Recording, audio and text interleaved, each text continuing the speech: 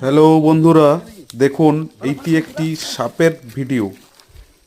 এইটি একটি ডন্দের বেড়াতে ফেসে গিয়েছিল। এর নাম হচ্ছে পাইথন। একে আমরা সাধারণত বলে থাকি ময়েল সাপ।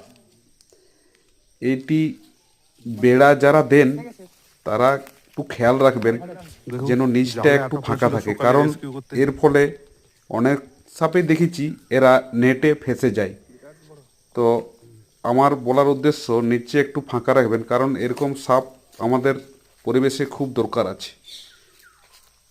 এটা আপনার বিষাক্ত যে কোনো ছোটোখাটো কীটপতঙ্গ খেয়ে এরা উপকারিত করে।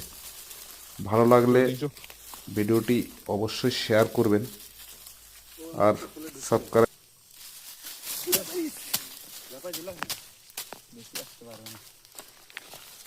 দিলে আরো এগিয়ে যাবে, এবারে স্পিড দিয়ে বাড়াচ্ছে দেয়।